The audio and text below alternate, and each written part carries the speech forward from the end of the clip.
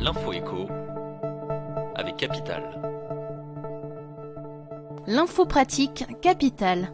Elle concerne aujourd'hui la réforme de la taxe d'habitation. Cette année, 80% des ménages ont bénéficié d'un nouveau dégrèvement de l'impôt local et ont ainsi vu leur facture réduite de 65% par rapport au montant de taxe théoriquement dû. Et si ces mêmes ménages restent toujours dans les clous de la réforme l'an prochain, leur taxe d'habitation disparaîtra définitivement.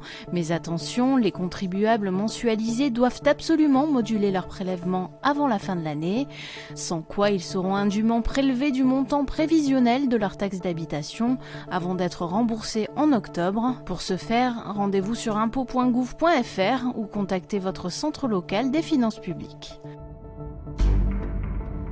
Le coup de gueule du jour est poussé par Philippe Martinez contre la réforme des retraites.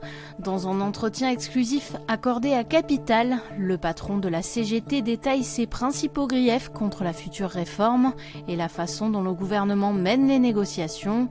S'il n'est pas contre une refonte des 42 régimes existants, le syndicaliste fustige néanmoins le régime universel dessiné par le gouvernement et appelle à davantage de solidarité. La CGT et 7 autres organisations syndicales ont d'ores et déjà annoncé une grève interprofessionnelle le 5 décembre prochain. Retrouvez l'intégralité de cet entretien sur capital.fr.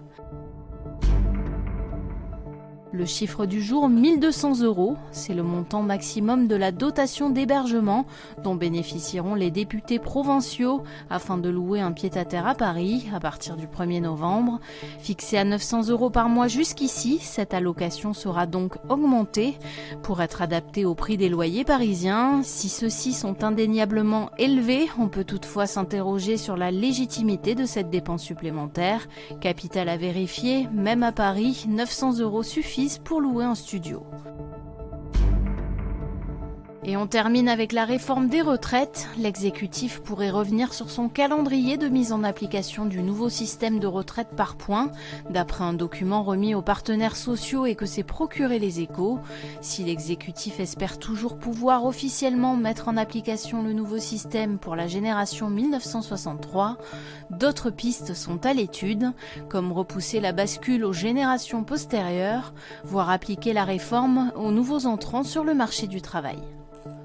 C'était l'info écho avec Capital.